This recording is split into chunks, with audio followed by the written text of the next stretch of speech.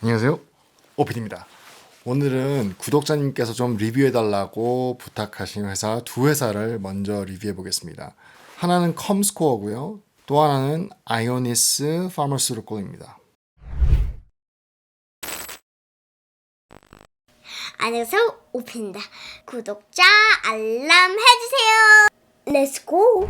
이제 구독자님들께서 조금 리뷰해달라고 하는 회사가 좀 이렇게 댓글을 남기고 해요. 근데 제가 빨리빨리는 못 해드리고요. 저도 모르는 회사고 또 공부해야 되니까 좀 시간이 필요하고요. 이렇게 리뷰하는 회사는 순서대로 하고 있습니다. 어떤 회사가 좋아서 먼저 하거나 어떤 회사가 싫어서 나중에 하는 게 아니라 댓글 순서대로 리뷰하고 있습니다. 그리고 전부 이렇게 리뷰해드리려고 노력하고 있으니까요. 기다려주시면 감사하겠습니다. 이제 첫 번째 회사는요, 컴스코어라는 회사예요. 이 회사는 이제 데이터를 좀 분석하고 나와 있는 인포메이션을 분석해서 그걸로 마케팅에 좀 사용하는 그런 회사입니다. 마케팅, 특히나 미디어 마케팅을 위해서 데이터를 좀 분석해주고, 그리고 클라이언트들을 위해서 어떤 미디어를 만들거나 뭐 광고를 만들거나 그런 서비스를 제공하는 회사입니다. 이제 이 회사가 어떤 회사인지는 아신 상태에서 이 회사를 리뷰해달라고 말씀하신 거니까요.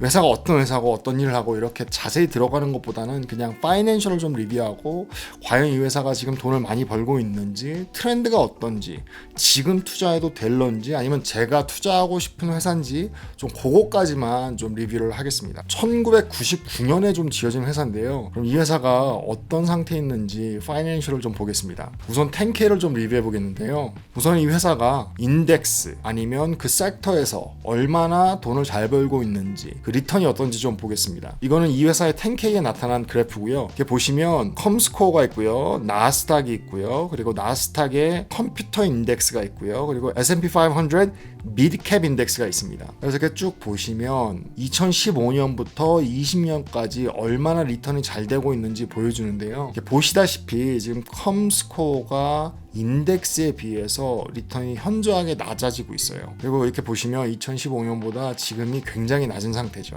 한마디로 말하면 나스닥 인덱스를 샀을 때 훨씬 더 큰 수익률을 볼 수가 있다. 그리고 2019년부터 지금까지는요, 거의 리턴이 뭐 바닥을 좀 치고 있다고 볼 수가 있어요. 그래서 토탈 리턴이 그렇게 좋지는 않다, 좋지 않은 정도가 아니라 좀 나쁘다 라고 볼 수가 있습니다. 그리고 이렇게 파이낸셜을 좀 보면요, 2016년부터 지금까지 나와 있는데요, 2016년도에 $399 밀리언 달러였고요, 2017년도에 403, 2018년도에 419, 그리고 2019년도에 낮아져서 388, 그리고 2020년도에는 356 밀리언 달러입니다. 팬데믹이 와서 좀 줄었다고 볼 수는 있는데요, 그래도 2016년보다 낮다라는 건, 그리고 현저히 낮다라는 건 조금 좋지 않은 점이죠. 그리고 2016년부터 지금까지 계속 넷 로스였어요. 돈을 계속 잃고 있습니다. 그리고 이제 캐시가 얼마나 있는지 보면요, 밑에 2016년부터 지금까지 있는데요, 쭉 보시면 2016년부터 계속 낮아지기 시작했죠. 캐시나 캐시 이퀄리먼트가 계속 없어지는 거예요. 그리고 밑에 보시면 커런 에셋도 있는데요, 에셋도 계속 낮아지고 있습니다. 그래서 회사 자체가 지금 굉장히 좀 해가 거듭할수록 좀 나빠지고 있는 상태다 라고 볼 수가 있습니다. 특히나 그 캐시가 없다라는 건 캐시플로우가 적다라는 거고요, 별로 좋은 사인이 아니죠. 그리고 이제 밑에 보시면 토탈 라이빌리티가 있는데, 라이빌리티가 계속 늘어나고 있어요. 이건 빚을 진다는 거거든요. 그래서 2016년도에는 215 밀리언이었는데 지금은 448 밀리언. 빚은 늘어가고 캐시는 없어지고 레비뉴는 작아지고. 그래서 깊게 보지 않아도 여기까지만 봐도 이 회사에 투자할 수는 없을 것 같아요. 왜냐하면 회사 상태가 계속 나빠지고 있다는 거 볼 수가 있어요. 특히나 지금 라이빌리티 빚이 5년 전보다 2배가 됐고요, 그리고 레비뉴는 계속 떨어지고 있고요, 그리고 넷 로스도 계속 이어지고 있습니다. 이제 아무래도 그래서 주가가 계속 떨어지고 있는 것 같아요. 이 그래프를 보시면 주가가 제일 많이 올랐을 때가 2015년도였고요 좀 아까 우리가 10K를 좀 봤을 때 2016년부터 계속 빚이 늘어가고 돈 버는 건 낮아지고 했잖아요. 그렇기 때문에 주가는 계속 떨어지고 있습니다. 2015년도에 최고치를 치고 지금 계속 떨어지고 있고요. 지금은 2불에서 3불 60전 4불 사이에서 왔다 갔다 하고 있습니다. 그게 이제 시작한 게 2020년도부터고요. 개인적으로 저는 투자를 못할 것 같습니다. 구독자님이 리뷰해달라고 그랬는데요. 그래서 좋은 점만 얘기해드릴까? 좋은 점을 찾아드릴까? 생각을 했지만 그냥 제가 생각하는 걸 정직하게 말하는 게 좋을 것 같아서 그냥 있는 그대로 말씀드리겠습니다. 하여튼 이 회사는 저는 패스. 두 번째 회사는 아이오니스 파머스루콜이라는 회사인데요. 이 회사는 이제 약 만드는 회사죠. 어렵지 않은 회사예요. 제약 회사예요. 약을 만들고 팔고 또 이 회사는 재밌는 게 자기네들만 만드는 게 아니라 다른 회사도 만들게 한 다음에 로얄티를 좀 받는 그런 구조도 있습니다. 이 회사가 이제 1989년도에 만들어진 회사예요. 그래서 굉장히 오래된 회사죠. 그리고 이제 헤드쿼터가 캘리포니아에 있습니다. 그냥 바로 10K를 보겠습니다. 먼저 이 회사의 5년 동안 토탈 리턴이 어떤지 또 인덱스와 다른 바이오텍 컴퍼니에 비해서 얼마나 돈을 잘 벌고 있는지 보여주는 그래프가 있는데요. 물론 이 그래프가 자기네 회사에서 만든 거예요. 그러니까 딴 데서 가져온 게 아니라 이 회사 10K입니다. 보시면 안타깝게도 이 아이오니스 파머스루콜도 인덱스보다 수익률이 안 나오고 있어요. 우선은 나스닥 인덱스를 보게 되면 굉장히 많이 수익률이 높아지고 있죠. 2018년도를 기점으로 해서 확 올라가고 있고요. 이 아이오니스 파머스루콜의 리턴은 제일 밑에 있는 그 라인이고요. 그리고 나스닥에 있는 바이오텍 섹터를 보시게 되면 이 아이오니스 파머스루콜보다 리턴이 좋아요. 그래서 올라가고 있는 모습을 보여주고요. 2019년도부터 이 아이오니스는 내려가고 있는 모습을 보여주고요.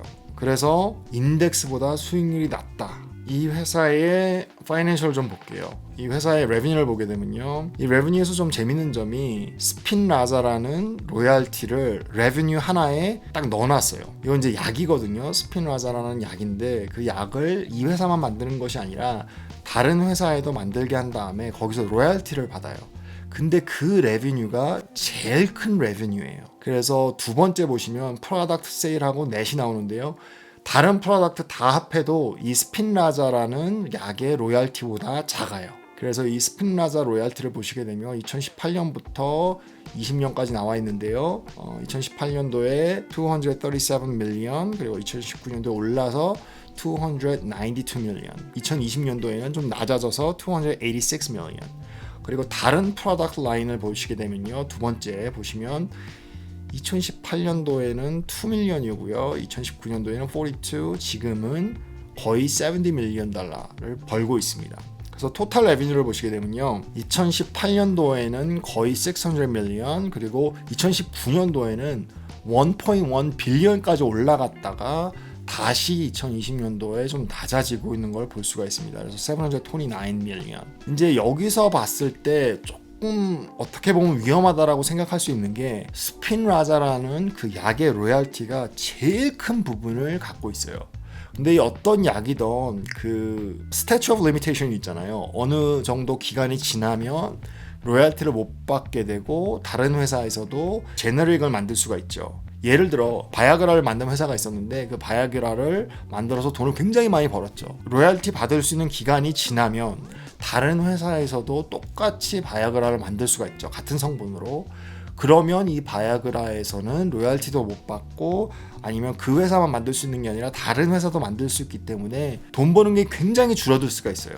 근데 이 회사는 지금 한 약이 굉장히 큰 어떻게 보면 전부인 레베뉴의 전부인 양을 차지하기 때문에 그게 좀 위험한 게 아닌가라는 생각이 들어집니다. 그리고 이 회사 또한 1989년도에 만들어진 회사인데 올해 들어서 넷인컴이 net loss예요. 작년하고 재작년에는 그래도 넷인컴이 214 밀리언 그리고 303 밀리언이었는데 올해는 마이너스 486 밀리언 달러가 됐습니다. 그렇게 좋은 모습은 아니다. 라이빌리티는 그래도 작년이랑 올해랑 좀 비슷합니다. 이거 롱텀 뎃이 작년이나 올해나 비슷한 수준을 보여주고 있어요.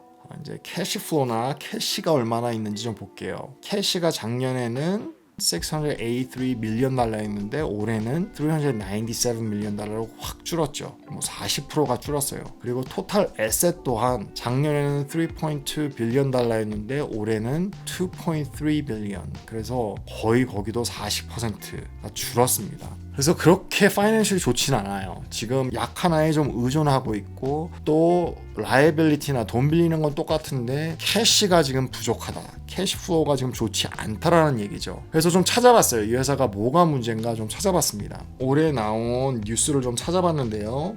큰 이유 중에 하나가 이 역시나 스핀라자라는 그 약의 세일이 굉장히 낮아졌어요. 만약에 이 회사를 사실 거면 얼마에 사는 게 좋을까? 한번 이 모닝스타에서 나오는 페어 발류 프라이스를 좀 보겠습니다. 이게 보시면 지금 페어 발류가 62불인데요. 근데 스탁 프라이스는 42불 99전. 뭐 42불에서 43불 사이예요. 그래서 지금 사시면 그래도 조금 싸게 한 30% 정도 디스카운트로 이 스탁을 살 수가 있다라고 보여집니다. 네, 근데 좀 아까 보셨듯이 인덱스보다 좀 수익률이 안 좋고요. 그리고 수익률이 좀 떨어지고 있는 상태고 또 약 하나에 좀 의존하고 있는 것 그리고 캐시도 좀 많이 떨어지고 있고요. 모든 파이낸셜이 좀 나빠지고 있는 상태라서 이 회사 또한 저는 패스. 네, 오늘은 구독자님께서 좀 물어봐 주신 두 회사를 리뷰해봤습니다. 하나는 컴스코어고요. 또 하나는 아이오니스 파머스루코. 매력을 찾지 못했던 것 같아요. 네, 오늘도 이렇게 끝까지 영상을 봐주셔서 너무나 감사합니다. 지금까지 오피디였습니다. 감사합니다.